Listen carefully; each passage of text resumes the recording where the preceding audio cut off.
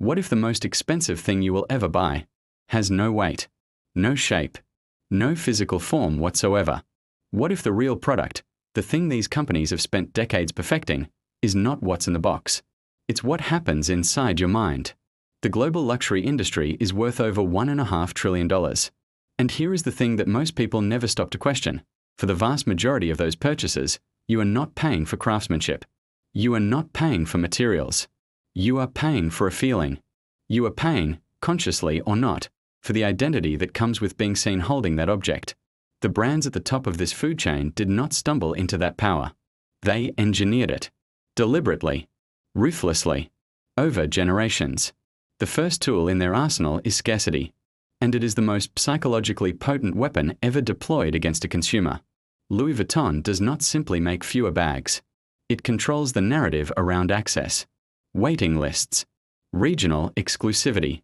Limited drops with no announced date. What they have done is transform a purchase into an event, into a ritual. The scarcity is almost never real, but the psychology behind it is absolute. The second mechanism is the status signal. Humans are, at their core, tribal. We have spent 200,000 years reading social cues. Who leads, who follows, who belongs. Luxury brands have hijacked that exact instinct. A Rolex on your wrist does not tell time better than a $40 watch. It tells the room something about you. Something you want them to believe. The brand becomes your proxy. Your silent ambassador. It speaks in rooms where your name alone cannot. But here is where it gets genuinely dangerous. The most sophisticated luxury brands do not just sell you a product. They sell you an identity. They construct an entire universe, a mythology, around what it means to be someone who owns their things. And once you have bought into that mythology, you become not just a customer. You become a defender. You become an evangelist. You will defend the brand publicly. You will feel genuine emotional pain if someone criticizes it. That is not loyalty. That is psychological ownership. And they built it by design. Every single luxury advertisement is, at its core, an emotional operation. They do not show you a bag. They show you a woman laughing on a yacht in golden hour light.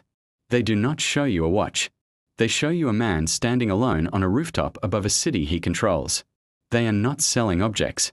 They are selling emotional states. And the human brain, wired since prehistoric times to chase feeling, responds exactly as intended. Here is the pivot that separates the people who are being played from the people who understand the game. The wealthy do not buy luxury brands for status. They already have status. They buy them because they understand the architecture. They see the psychological engineering for exactly what it is. And instead of being consumed by it, they learn from it. They study how scarcity creates demand, how narrative creates value, how identity becomes a product. That is not shopping. That is education. That is the mindset. So the question is not whether these brands are manipulating you. They are. The question is, are you watching it happen? Because the moment you can see the four pillars, scarcity, status, identity, and emotion, the moment you can name them clearly, their power over you begins to fracture. Knowledge is the only real luxury that cannot be manufactured, limited, or sold. The brands that run this world did not build empires by accident.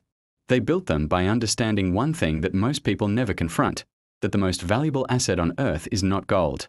It is not real estate. It is not technology. It is perception. And perception, once mastered, is the only true currency of power. This is power protocol. If this changed the way you see the world, subscribe. Because the next video goes deeper.